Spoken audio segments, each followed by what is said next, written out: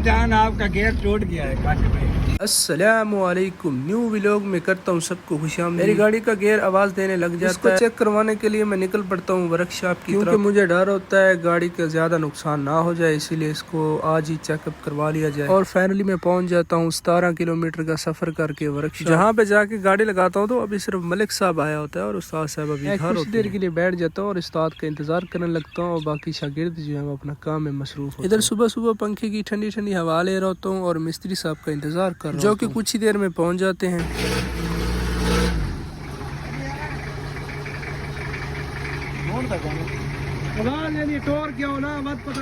तू क्या बड़ा लग रहा है?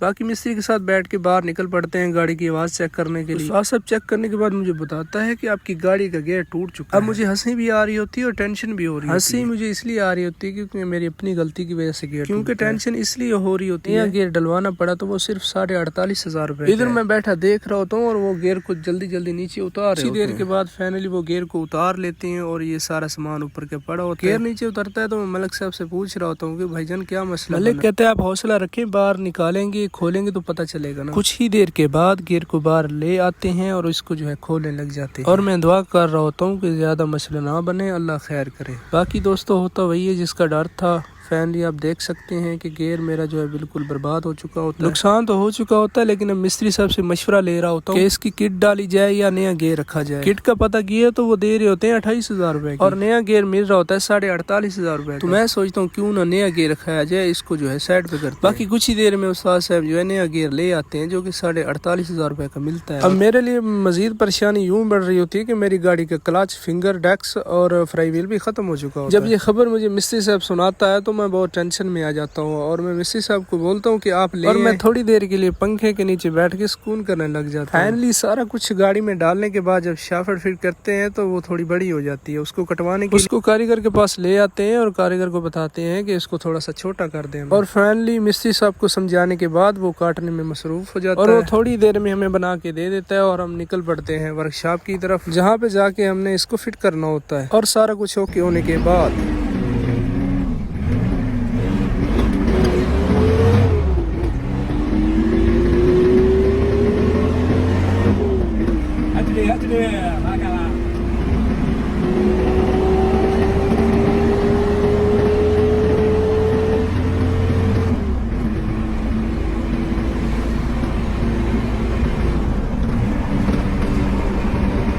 फाइनली दोस्तों सब कुछ डलवाने के बाद मैं निकल पड़ता हूँ घर की तरफ। थोड़ी सी परेशानी में भी होता हूँ क्योंकि गाड़ी के ऊपर सिर्फ 1,10,000 रुपए का खर्चा आ चुका। कोई बात नहीं, इतना खर्चा करने के बाद गाड़ी तो नीचे से स्टैंडर्ड की बन जाती है। और रास्ते में जाते हुए मुझे फोन आ जाता है कि एक गाय उठा के लालाजार शहर में उतारनी है और मैं फाइनली पहुंच जाता हूँ 74 वाली पुल के ऊपर, जहाँ से ये गाय उठानी होती है और लालाजार में उतारनी होती है। बाकी सब दोस्तों को मेरा आज का व्लॉग अच्छा लगा हो तो लाइक, शेयर और कमेंट जरूर करें। बाकी मेरे लिए आज का दिन बिल्कुल भी अच्छा नहीं था क्योंकि बहुत बड़ा नुकसान उठाने के बाद मैं फाइनली गाड़ी को सेट करने के बाद पहुंच चुका हूं। बाकी अल्लाह पाक खैर करे और दुआओं में याद रखिएगा। इंशाल्लाह नेक्स्ट व्लॉग में मुलाकात होगी। तब तक के लिए अल्लाह हाफिज।